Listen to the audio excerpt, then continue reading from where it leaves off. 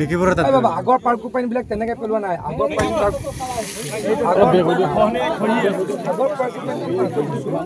আমি আপনাৰ সবাইকে অন্যায় কৰতাম না হাত জোৰ কৰে বলছি ইলেকশনটো হবই ইলেকশনেৰ নামত আমুচাম হল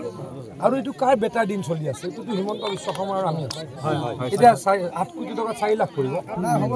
জেলত যাব বাবা তেনেকুৱা নহয় মই কৈছোঁ আকৌ বুজাই কৈছোঁ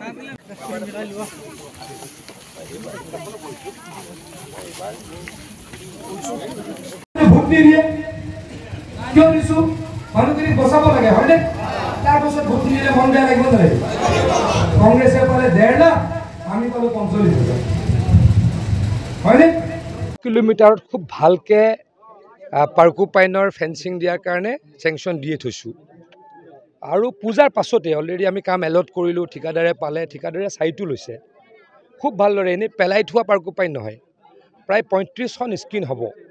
আৰু সেইটোৱে আমি এতিয়ালৈকে খুব সুফল পাইছোঁ অকল পাৰ্কো পাইনৰ স্কিন মাৰি আমি জোনাই সমষ্টিত প্ৰায় 1 লাখ বিঘা মাটি আমি বচাইছোঁ নতুন মাটি উলিয়াইছোঁ আৰু নদীখন আগুৱাই গুচি যায় সেইটো পৰিৱেশ কৰি আছোঁ পৰৱৰ্তী সময়ত নদীখন যেতিয়া ষ্টেবল হ'ব ইয়াতে আমি জিঅ' বেগৰো প্ৰটেকশ্যন কৰিম জিঅ' বেগৰ কামটো ছেকেণ্ডত কৰিব লাগে নহ'লে কি হয় প্ৰটেকশ্যনটো ভাল নহয় পানী আহি আকৌ জিঅ' বেগখিনি উটাই লৈ যায় মই ৰাইজক কথা দি গ'লোঁ এইবাৰ পাৰ্কো পাইনৰ স্কিন মাৰি ষ্টেবল কৰি ইয়াতে জিঅ' বেগৰো প্ৰটেকশ্যন কৰিম মই ইয়াৰ স্থানীয় ৰাইজক কথা দি গৈছোঁ প্ৰথম পৰ্যায়ত পাৰ্কো পাইন এইটো আমি চবতকৈ ছাকচেছ হৈছোঁ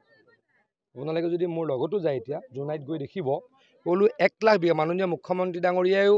বিধানসভাত এইটো কথা কৈছে যে জলসম্পদ বিভাগে পাৰ্কো পাইনৰ স্কিন মৰাৰ কাৰণে 1 লাখ বিঘা মাটি ওলাইছে গতিকে ইয়াতো ডেফিনেটলি ওলাব তাৰ কাৰণে কাম কৰিম